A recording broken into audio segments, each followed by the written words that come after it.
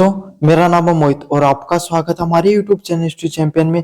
तो जैसा कि आप जानते हो, आपका जो पेपर होने वाला है ज्योग्राफी का, इंट्रोडक्शन टू रिसोर्स ज्योग्राफी। कौन सा पेपर होगा? इंट्रोडक्शन टू रिसोर्स ज्योग्राफी का पेपर होगा आपका एमडीसी का 5th सेमेस्टर में पेपर होता है, इंट्रोडक्शन टू रिसोर्स ज्योग्राफी। और अगर आपका इसमें नहीं होकर अन्य भी अगर कोई सेमेस्टर में पेपर है, अन्य कोई पेपर है, तो सिलेबस सेम रहता है भाई। आपका क्या क्या रहता है? आपका सिलेबस सेम रहता है, इसीलिए आपको टेंशन लेने की जरूरत नहीं है। बस आपको तो क्या करना है, इन इंपॉर्टेंट क्वेश्चनों को पूरा पूरा देख लेना। साथ के साथ सभी बच्चों से रिक्वेस्ट करना चाहूंगा, चैनल को जरूर से सब्सक्राइब कर दो। क्या कर दो? चैनल को जरूर से सब्सक्राइब कर दो, क्योंकि इसकी जो वीडियो क्लास आएगी इस पेपर की, वो भी इसी चैनल पे आएगी और आपको नोटिफिकेशन तभी मिलेगा जब चैनल आपने सब्सक्राइब कर रखा होगा। और नोट्स भी डाल दूंगा, सारी चीजें करूंगा, बस आपको चैनल सब्सक्राइब करना पड़ेगा इसके लिए। साथ के साथ कोने में जो व्यू प्रोडक्ट वाला ऑप्शन है, कौन सा ऑप्शन है? व्यू प्रोडक्ट वाला ऑप्शन है। इस पे क्लिक करके अगर फ्लिपकार्ट और मित्रा से कोई प्रोडक्ट खरीदते हो, सबसे ज्यादा डिस्काउंट आपको देखने को मिलेगा। तो जाओ और जाकर कोई प्रोडक्ट खरीदना चाहते हो तो खरीद सकते हो भाई आपके सामने। अब काफी बच्चों का सवाल यही आएगा, सर ये जो आपके सामने जो ये पढ़ा रहे हो, ये नोट्स, इनकी पीडीएफ कहां, इन प्रश्नों की पीडीएफ कहां पर मिलेगी नोट्स वाली? तो टेलीग्राम चैनल पे मिलेगी भाई। कहां पर मिलेगी? टेलीग्राम चैनल पे मिलेगी। जैसा कि आपको पता है, अभी तक तो पीडीएफ नहीं डाली है मैंने, लेकिन इस वीडियो शूट आज डल जाएगी। जब ये वीडियो शूट हो रहा है इसके बाद में वीडियो डल जाएगी। कैसे देखनी है आपको अभी बता देता हूं। कुछ नहीं करना, डिस्क्रिप्शन में दिए गए टेलीग्राम के लिंक पर क्लिक करना है। जैसे क्लिक करोगे, ऊपर की तरफ हिस्ट्री चैंपियन लिखा होगा, यहां पर क्लिक करना है। यहां पर क्लिक करने के बाद में जो फाइल वाला सेक्शन है, कौन सा सेक्शन है? फाइल वाला सेक्शन, यहां पर क्लिक करना है और कोने में जाना। आपको कहां पर जाना? कोने में जाना है और यहां पर आप एमडीसी सर्च कर लेना। क्या सर्च कर लेना? एमडीसी सर्च कर लेना। अभी नहीं दिखाई देगी, फिर आपके सामने पीडीएफ दिखाई देगी आपको, एमडीसी। अभी नाम बता देता हूं, एमडीसी बीए 5th सेमेस्टर के नाम से। किसके नाम से? एमडीसी बीए 5th सेमेस्टर के नाम से पीडीएफ पड़ी होगी। उसके बाद में आप उस पीडीएफ को पढ़ लेना, लगभग पर्सन वहीं से देखने को मिलेंगे। उसमें बाकायदा नोट्स डाल दूंगा आपके सामने, सारे के सारे, एक एक आपके सामने सारे के सारे विषयों के जो नोट्स है वो बाकायदा डाल दिए जाएंगे। तो चलिए शुरू करते हैं अब अपन क्लास को। लेकिन इससे पहले अपन सिलेबस, इसका जो एग्जाम पैटर्न है, एमडीसी का एग्जाम पैटर्न कैसा रहता है उसको डिस्कस करेंगे। सबसे पहले अगर मैं आपको बताऊं तो पेपर माइनर कैटेगरी का पेपर है भाई। कौन सी कैटेगरी का पेपर है? माइनर कैटेगरी के वो पेपर होते हैं 5th सेमेस्टर में। तो एक ही पेपर आपका माइनर कैटेगरी का होगा, लेकिन इसको भी पास करना जरूरी है। क्या करना जरूरी है? पास करना जरूरी है। अगर आप पास नहीं कर पाते हो तो अच्छे अंक अगर आपके नहीं आएंगे तो आपको एक एक सब्जेक्ट भी आपको फेल कर सकता है। आपको पता है पिछले साल आपने क्या क्या देखा 3rd सेमेस्टर में, मुझे बताने की जरूरत नहीं है। पेपर की बात करूं, नॉन कॉलेज वालों के लिए 150 नंबर का देखने को मिलता है। कितने नंबर का देखने को मिलता है? 150 नंबर का देखने को मिलता है। और आपके सामने पास होने के लिए कितने नंबर चाहिए होते हैं? 60 नंबर। तो नॉन कॉलेज वालों के लिए 150 नंबर का पेपर देखने को मिलता है। पास होने के लिए उनको मात्र 60 नंबर चाहिए होते हैं। रेगुलर वालों की बात करें तो आपके सामने 80 नंबर का पेपर होता है। कितने नंबर का? 80 नंबर का। और पास होने के लिए आपको कितने नंबर चाहिए होते हैं भाई? 32 नंबर आपको पास होने के लिए चाहिए होता है। रेगुलर वालों के लिए 80 नंबर का पेपर, सॉरी 120 नंबर का पेपर, गलत बता दिया भाई। रेगुलर वालों के लिए 120 नंबर का पेपर और पास होने के लिए 48 नंबर चाहिए थे। स्लिप ऑफ टंग हो गया। 120 नंबर का पेपर होता है, पास होने के लिए आपको 48 नंबर चाहिए होते हैं। अब आपके सामने अगर मैं प्रश्नों की बात करूं तो वेरी शॉर्ट टाइप क्वेश्चन होते हैं, अति लघुतरात्मक प्रश्न होते हैं। वो देखने को मिलते हैं आपके सामने पेपर में। कितने? 10। कितने देखने को मिलते हैं भाई? 10 देखने को मिलते हैं। उसमें से कोई 2 जो आपको बेहतर लगे, 10 में से 10 प्रश्नों को आपको क्या होता है आपके सामने करना पड़ता है। 2 तो नंबर होते हैं भाई, एक प्रश्न के 2 नंबर का आता देखने को मिलता है। तो 10 में से 10 नंबर आपको करना होता है। प्रत्येक प्रश्न 2 नंबर का होता है, इस हिसाब से 20 नंबर का आपका वेटेज देखने को मिलता है। साथ के साथ इनका सॉल्यूशन 3 से 4 लाइन में बनाना होता है। कितने लाइन में? 3 से 4 लाइनों में आपको इनका सॉल्यूशन बनाना होता है। 100 टाइप के अगले वाले प्रश्न आते हैं। 100 टाइप क्वेश्चन, प्रत्येक यूनिट से एक एक देखने को मिलता है। क्या देखने को मिलता है? प्रत्येक यूनिट से आपको सामने 100 टाइप क्वेश्चन है वो एक एक देखने को मिलते हैं। इनका सॉल्यूशन, 100 टाइप क्वेश्चंस का सॉल्यूशन आपके सामने कितने शब्दों में? 150 शब्दों में बनाना होता है। कितने शब्दों में बनाना होता है? 150 शब्दों में। 150 रुपया देगा, वही वाली बात है। 150 शब्दों में बनाना है आपको इनका सॉल्यूशन, है ना। 150 शब्दों का अर्थ होता है आपको 1.5 पेज भरना है। कितना पेज भरना है आपको? 1.5 पेज आपको इनका भरना होता है। अगले वाले क्वेश्चन आते हैं लॉन्ग टाइप क्वेश्चंस। कौन से आते हैं? Long type questions. अगर लॉन्ग टाइप क्वेश्चंस की बात करूं तो इनका सॉल्यूशन आपको 300 शब्दों में करना होता है। समझ में आ गया? 300 शब्दों में करना होता है। 300 शब्द का अर्थ होता है 2.5 पेज। और आते कितने हैं? प्रत्येक यूनिट के हिसाब से 2-2 आते हैं अथवा में, और आपको कोई एक एक चुनकर उनको करना होता है। समझ में आ गया? कुल पेजेस की बात करूं, कितने पेज आपको भरने चाहिए, तो आपके सामने अगर आप इनके अंदर सबके अंदर अगर 17 से ज्यादा पेज भर के आ जाते हो तो आपके अच्छे अंक आने के पूरे पूरे चांसेस होते हैं। तो इस हिसाब से आपको पूरा का पूरा पेपर है वो करके आना है, निपटा कर आना है। चलिए यूनिट फर्स्ट की बात करें, कौन कौन से इंपॉर्टेंट क्वेश्चन है। पहला प्रश्न है nature classification and conservation of resources. कौन सा प्रश्न है? नेचर क्लासिफिकेशन और कंजर्वेशन ऑफ रिसोर्सेज से संबंधित प्रश्न देखने को मिलते हैं। पहला प्रश्न है संसाधन भूगोल की प्रकृति, विषय, क्षेत्र एवं महत्व की विवेचना कीजिए। क्या बताना आपके सामने? Explain the nature, scope and significance of resource geography. संसाधन भूगोल की प्रकृति कैसी होती है, विशेष क्षेत्र कौन सा होता है, उसकी महत्व क्या होती है, उसकी विवेचना आपको करनी है। Explain the nature, scope and significance of resource geography. क्या करना है? नेचर कैसा है, स्कोप क्या है, सिग्निफिकेंस क्या है रिसोर्स ज्योग्राफी का, उसके बारे में बताना है। सबसे पहले इस प्रश्न को करोगे तो छोटे वाले प्रश्नों में जो संसाधन भूगोल है उसकी परिभाषा पूछ सकता है, उसकी प्रकृति पूछ सकता है। समझ में आ गया? लॉन्ग टाइप में आएगा, सबसे पहले संसाधन भूगोल होता क्या उसकी परिभाषा दे सकते हो। एक कोई अगर आपको भूवैज्ञानिक की अगर कोई परिभाषा याद है तो वो बताओ। फिर इसकी प्रकृति कैसी है ये बताओ। विषय क्षेत्र इसका कौन सा होता है वो बताओ, और फिर इसका महत्व बताओ। क्या बताओ? फिर इसका महत्व बताओ। अगर ये सारे के सारे पॉइंट अगर आप अच्छे से करके आते हो तो आपको बहुत अच्छे अंक मिलने के चांसेस रहते हैं। चलिए अगले वाले प्रश्न की बात करें, संसाधनों का वर्गीकरण कीजिए एवं सतत विकास की अवधारणा को स्पष्ट कीजिए। Classify the resources and explain the concept of sustainable development.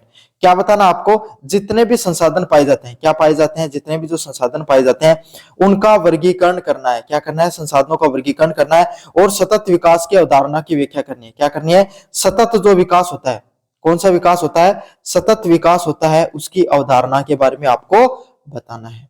अच्छा प्रश्न है। रिसोर्सेज के बारे में बताना है और सस्टेनेबल डेवलपमेंट, कौन सा डेवलपमेंट, सस्टेनेबल डेवलपमेंट क्या होता है उसके बारे में आपको बताना है। अलग अलग करके आना है।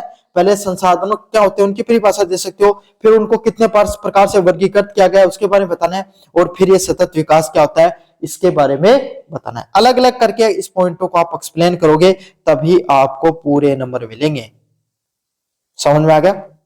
प्रश्नों को करने का तरीका समझो, इंपॉर्टेंट क्वेश्चन बताने वाले बहुत मिलेंगे आपको। यूनिट नंबर सेकंड है जहां पर नेचुरल रिसोर्सेज और एनर्जी रिसोर्सेज के प्रश्न आते हैं। किसके? नेचुरल रिसोर्सेज कौन से होते हैं और एनर्जी रिसोर्सेज कौन से होते हैं उसके प्रश्न देखने को मिलते हैं। पहला प्रश्न है लोह, अयस्क, तांबा खनिज संसाधनों के विवरण, उपयोग और उत्पादन का वर्णन कीजिए। क्या करना आपको?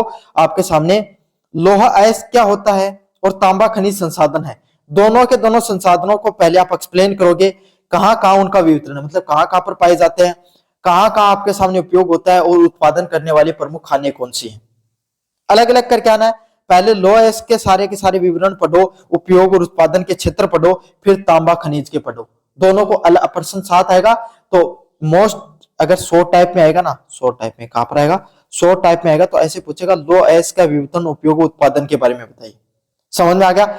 वेरी शॉर्ट टाइप क्वेश्चन में आएगा तो ऐसे बताएगा कि लो एस की किन्हीं दो खानों के बारे में बताए, किन्हीं दो क्षेत्रों पर कहां पर लो एस पाया जाता है, ऐसे प्रश्न देखने को मिलेगा। लेकिन अगर लॉन्ग टाइप में क्वेश्चन आएगा, कैसा आएगा? लॉन्ग टाइप में क्वेश्चन आएगा तो पूरा का पूरा पूछेगा भाई कि लो अयस्क एवं तांबा खनिज के संसाधन का विवरण कहां पर है, उपयोग कहां पर होता है, उत्पादन कहां पर होता है, उसके बारे में वर्णन कीजिए, ऐसा पूरा पूछेगा।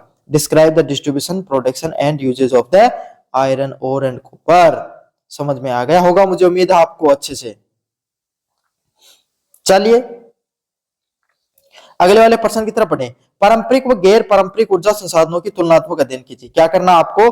पारंपरिक कैसे ऊर्जा संसाधन, जो पारंपरिक जो प्राचीन है, जो प्राचीन है, जो पहले के समय से चले आ रहे हैं आपके सामने, उन ऊर्जा संसाधनों का, और गैर पारंपरिक मतलब आपके सामने आज के समय में। पारंपरिक ऊर्जा संसाधन कौन से है? जैसे कोयला, प्राकृतिक गैस, है ना, इस प्रकार के जो ऊर्जा संसाधन है जिसे पुराने समय में आपके सामने ऊर्जा को बनाया जाता था उसके बारे में बताओ। और गैर पारंपरिक कौन सी है? पवन ऊर्जा, सौर ऊर्जा, नवीन ऊर्जा जितनी भी है उन दोनों के बारे में बताना है। पहले तो दोनों के बारे में बताओ, समझ में आ गया? कौन कौन से होते हैं उनको थोड़ा थोड़ा एक्सप्लेन करो, फिर उनकी तुलना करके आनी। अगर ये पर्सन लॉन्ग टाइप में आएगा जब तो पूरा आएगा। वेरी शॉर्ट टाइप क्वेश्चन में कैसे आएगा? पारंपरिक ऊर्जा किन्हीं तीन या दो पारंपरिक ऊर्जा स्रोतों के बारे में बताइए। यह पर्सन ऐसे भी आ सकता है, नवीनीकरण और गैर नवीनीकरण ऊर्जा संसाधनों की तुलनात्मक अध्ययन कीजिए। या दो वेरी शॉर्ट टाइप क्वेश्चन में ऐसे पूछा जा सकता है कि दो गैर नवीनीकरण ऊर्जा संसाधनों के बारे में बताइए। समझ में आ गया ना आपको? और अगर शॉर्ट टाइप क्वेश्चन में आएगा तो ऐसे पूछा जाएगा पारंपरिक ऊर्जा संसाधनों की तुलनात्मक अध्ययन कीजिए। ऐसे आते हैं पर्सन और ऐसे करना होता है उनको पूरे में से पूरे नंबर लाने के लिए। करने का तरीका सीखना है बस आपको। तो human resources and population problems क्या करनी है आपको? जो मनुष्य के आपके सामने कितने रिसोर्सेज, पॉपुलेशन प्रॉब्लम्स क्या होती है? जनसंख्या वृद्धि, वितरण व घनत्व के संसाधनों पर प्रभाव स्पष्ट कीजिए। क्या करना आपको? जनसंख्या में वृद्धि कैसे होती है, वितरण कैसे होता है, घनत्व संसाधनों के बारे में बताना है। Explain the impact of population growth. जनसंख्या वृद्धि के आपके सामने क्या प्रभाव होते हैं? समझ में आ गया? कहां कहां पर उनका वितरण देखने को मिलता है, कहां कहां पर घनत्व देखने को मिलता है, वो सभी संसाधनों के आपके सामने बताना है। अच्छा प्रश्न है भाई। कैसा प्रश्न है? अच्छा प्रश्न है, एग्जाम में बार बार देखने को मिलता है। अच्छे से इस प्रश्नों को करके चले जाना।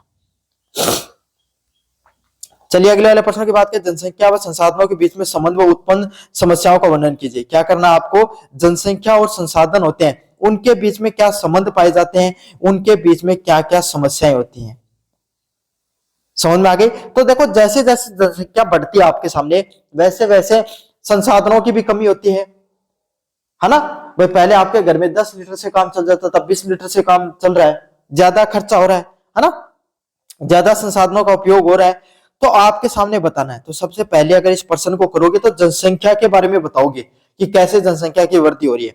फिर संसाधनों का आपके सामने कैसे, संसाधनों का क्या संबंध है उसमें, उसके बारे में बताना है। और किस किस प्रकार की जो समस्याएं हैं, कौन कौन सी जो समस्याएं हैं वो आपके सामने मुख्यतः देखने को मिल रही हैं, उनके बारे में आपको वर्णन करना है। इस प्रकार से प्रश्न को करोगे तब आपको पूरे में से पूरे नंबर मिलेंगे। Describe the relationship between population resources and the resulting problem. जनसंख्या संसाधनों के बीच में संबंध उत्पन्न, कौन कौन सी समस्याएं उत्पन्न होती है, उसके बारे में आपको वर्णन करना है। मोस्ट इंपोर्टेंट पर्सन है भाई। चलिए यूनिट 4 की बात करें। एग्रीकल्चर रिसोर्सेज क्रॉप डिस्ट्रीब्यूशन से संबंधित प्रश्न आते हैं। चावल और गेहूं के उत्पादन, वितरण और भौगोलिक विवेचना कीजिए। क्या बताना आपको? Discuss the geographical distribution of production of rice and wheat. कैसे चावल का उत्पादन कैसे होता है? किसका? चावल का उत्पादन। गेहूं का उत्पादन आपके सामने किस मात्रा में देखने को मिलता है, उनका उत्पादन कहां पर होता है, उनका वितरण कैसे होता है, और उनकी भौगोलिक रूप से कहां कहां पर पाए जाते हैं। Person very short type question में नहीं आता इस प्रकार का प्रश्न। शॉर्ट टाइप क्वेश्चन में और लॉन्ग टाइप क्वेश्चन में प्रश्न देखने को मिलता है। कैसे देखने को मिलेगा? लॉन्ग शॉर्ट टाइप में आएगा, चावल के उत्पादन, वितरण व भौगोलिक क्षेत्र के बारे में बताइए। समझ में आएगा? या गेहूं के उत्पादन, वितरण व भौगोलिक क्षेत्र के बारे में बताइए। इस प्रकार से आपके सामने देखने को मिलेगा। लॉन्ग टाइप में आएगा तो दोनों के बारे में पूछ सकता है। इस प्रकार से प्रश्न आपको देखने को मिलते हैं परीक्षा के अंदर, और इसी प्रकार से इन सभी प्रश्नों को करना भी होता है। चलिए अगले वाला है वाणिज्य फसल। कपास, रबर, गन्ना के उत्पादन व विवरण के बारे में बताइए। किसके बारे में बताना है? जो वाणिज्य फसल होती हैं, कपास हो गई, रबर हो गई, गन्ना हो गया, उनका उत्पादन किन किन क्षेत्रों में होता है। क्या होता है? उनका उत्पादन किन किन क्षेत्रों में होता है उसके बारे में बताना है। और ये फसलें कहां कहां पर पाई जाती हैं उसके बारे में आपको बताना है। Explain the production distribution of the commercial crops like cotton. कौन सी? Cotton, rubber and sugarcane. क्या?